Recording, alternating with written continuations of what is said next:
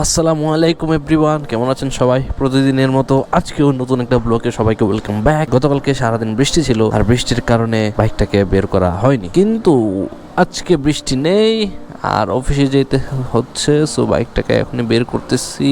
এই যে এই কভারটা দেখতেছেন, এই কভারটা আমি একটা বাইকের থেকে কিনেছি, অ্যাক্সেসরিজের দোকান থেকে কিনেছি। এই কভারটার প্রাইস নিচ্ছে 1100 টাকা, কিন্তু এটার কোয়ালিটি মাচ বেটার, মানে খুবই খুবই খুবই ভালো।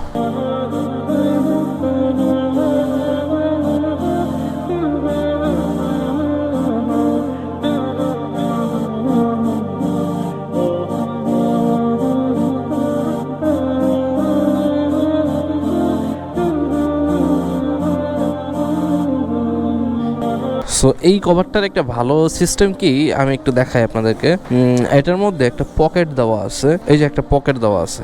আমি জাস্ট হচ্ছে গিয়ে এই সবগুলাকে এভাবে ধরে এই পকেটের ভিতরে জাস্ট জড়ো করবেন, বাস এটা পুরা জমে যাবে একটার মধ্যে। তো এটা আমার কাছে ভালো লাগছে যে আপনি ইজিলি ব্যাগে ক্যারি করতে পারবেন, কোনো সমস্যা হবে না ইনশাল্লাহ।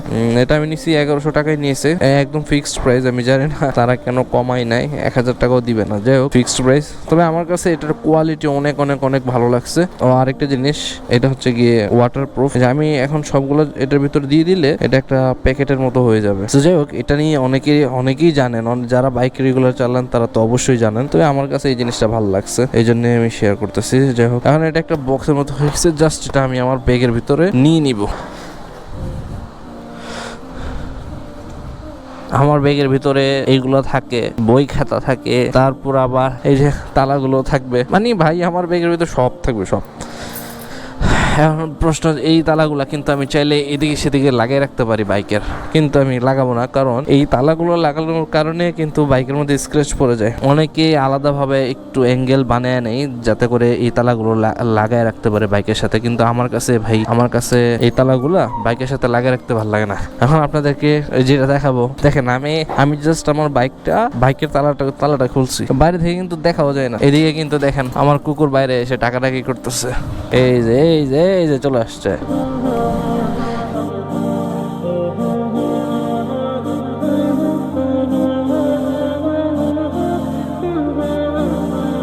কি অবস্থা? হ্যাঁ,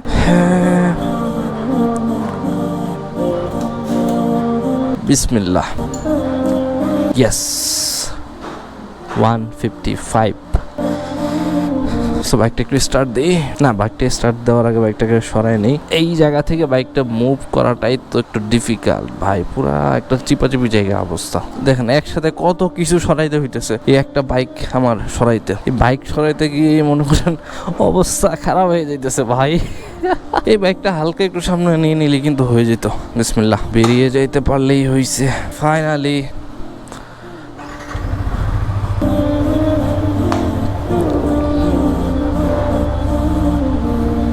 সো ফাইনালি বাইকটা বের করার মতো হয়ে গেছে, হালকা একটু কাদা ভরে গেছে। একটা পিঁপড়া।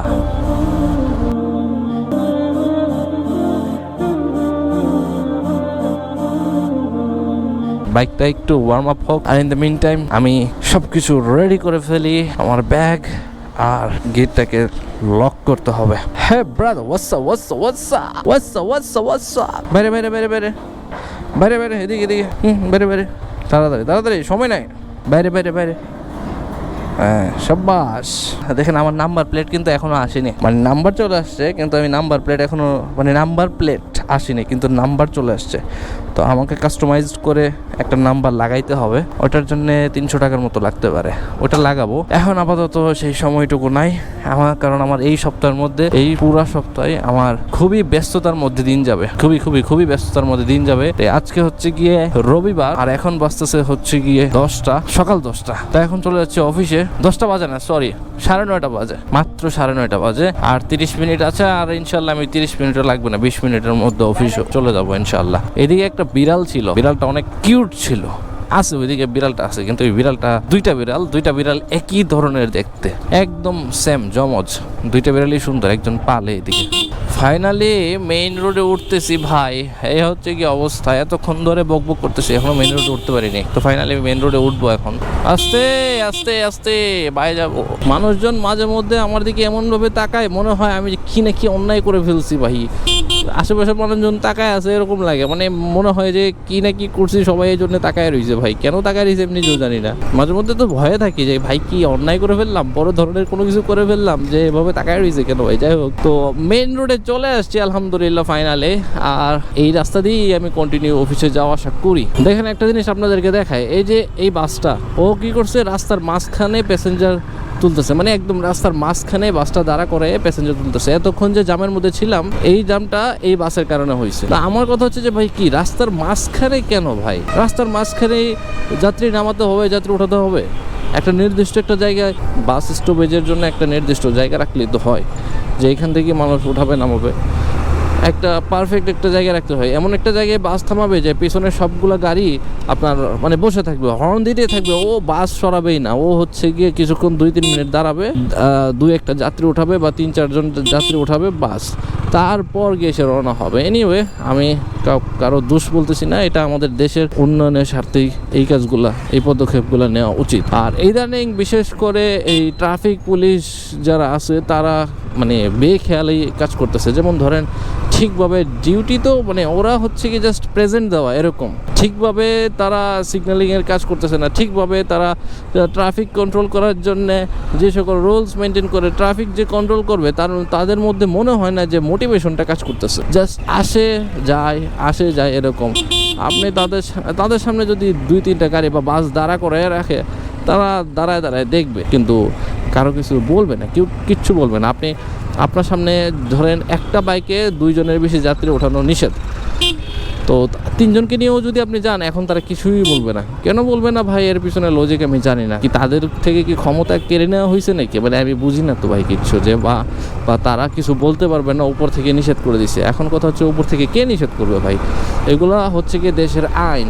এই আইনগুলোকে আপনি যদি প্রয়োগ নাই করতে পারেন, তো পুলিশ কেন দিচ্ছেন বলেন, জাস্ট মানে শো অফ করার জন্য? সো যাই হোক, ইদানিং এই সকল জিনিস খুবই বেশি হচ্ছে। আর হেলমেট ছাড়া তো মানুষজন ইজিলি বেরিয়ে যাচ্ছে। আর আরেকটা বিষয়, অনেকেই বলে যে হেলমেট না পরলে পুলিশ ধরে, এই জিনিসটা ভালো না ভাই। হেলমেট না পরে পুলিশ ধরুক বা না ধরুক, হেলমেট পরাটা কার জন্য ভালো? অবশ্যই আপনার জন্য ভালো। হেলমেট ছাড়া আমি অনেক অ্যাক্সিডেন্ট দেখছি, হেলমেট না থাকার কারণে একদম মাথা পুরো উড়ে গেছে, এরকম মানে একদম ছিটকে গিয়ে পড়ছে, এরকম টাইপেরও অ্যাক্সিডেন্ট আছে। তো হেলমেট না থাকলে যে কত বড় একটা ক্ষতি, এটা তো আপনার ব্যক্তিগত জীবনের জন্য একটা প্রভাব ফেলবে। এই জিনিসটা তো পুলিশের দেখার উচিত না, এই জিনিসটা আপনার নিজ দায়িত্বে দেখা উচিত। তো যাই হোক, আমি একটু বেশি লজিক্যাল কথা বলে ফেলতেছি মনে হচ্ছে, যাই হোক, কিন্তু এগুলো আমার বলতে হবে, যেহেতু আপনাদের সাথে এত কিছু শেয়ার করতেছি, সো এগুলো শেয়ার করতেই হবে দেশের স্বার্থে, দেশের উন্নয়নের স্বার্থে, দেশের জনগণের স্বার্থে। এই যে দেখেন এখানে রিক্সা আসছে, তারপর দেখেন এদিকে এখন এই যে পুলিশ ভাই রিক্সাওয়ালাকে না করতেছে, আলহামদুলিল্লাহ, এটা খুবই ভালো একটা উদ্যোগ। গুলশান 1 আর 2 এর যে জায়গাটা, এই জায়গাটাতে রিক্সাওয়ালাদেরকে একটু নিয়ন্ত্রণ করা হয়। আর বাকি জায়গাগুলোতে আমি তো প্রায় রাস্তা দিয়ে গেছি, আমার কাছে মানে মনে হয়েছে যে ভাই ওরা ঠিকভাবে সব কিছু নিয়ন্ত্রণ করে। যাই হোক, এটা আমি আরও একটা ভিডিওতে ইনশাল্লাহ আসলে অবশ্যই দেখাবো যে আসলেই তারা ঠিকভাবে এগুলো রুলস পালন করতেছে না। কেন করতেছে না সেটা গভর্নমেন্টের উচিত সেটা দেখা, যে তারা কেন রুলসগুলো মেনটেন করতেছে না এবং আইনগুলোকে প্রয়োগ করতেছে না। সো এই হচ্ছে আমার অফিস, আর আমি অফিসে চলে আসছি, আমাদের সেই চেনা পরিচিত পার্কিং। তো যাই হোক, অফিস থেকে বের হতে হতে প্রায় অলমোস্ট সন্ধ্যা হয়ে যাবে। সো এখনই দিনের আলো ছিল, এই জন্য একটু বকবক করতে পারছি। সন্ধ্যার সময় আসলে অ্যাকচুয়ালি ব্লগ করা যায়, কিন্তু সন্ধ্যার সময় ব্লগ করলে আপনাদের কাছে কেমন লাগবে আমি জানি না, একটু কমেন্টসে জানাই দিন যে অ্যাকচুয়ালি সন্ধ্যার সময় ব্লগ করলে যে রাতের আলোটা কম, ভিজিবিলিটিটা যে কম আসে, সেইটার জন্য কতটুকু অসুবিধা। কি বলবো ভাই, বাইক রাখার জায়গা নাই, এদিকে বাইক রাখার জায়গা নেই, এদিকে দেখেন কিভাবে বাইক রাখছে, এদিকে দেখেন উনি বাইক কিভাবে রাখছে। ও ভাই, এখন বাইকটাকে রাখতে গেলে সাইকেলটাকে সাইকেলটাকে একটু সরাতে হবে, সাইকেলটাকে এমন একটা প্লেসে রাখতে হবে যাতে করে সাইকেলেরও কোনো অসুবিধা না হয়, সাইকেলটা ইজিলি সে মুভ করতে পারে। কোথায় রাখা যায়? তার আগে এই বাইকটাকে সোজা করে নিই, বাঁকা করে রাখছে। এটা কি বাইক ভাই, এত পাতলা কেন? আজকে মনে হয় বাইক ওঠানো নামানো সরানো নিয়ে জীবন চলে যাবে। সকালে একবার বাইক সরালাম, এখন আবার এখানে বাইক সরাইতে হচ্ছে, এই হচ্ছে অবস্থা। এই জায়গাটা কিন্তু স্পেস আছে।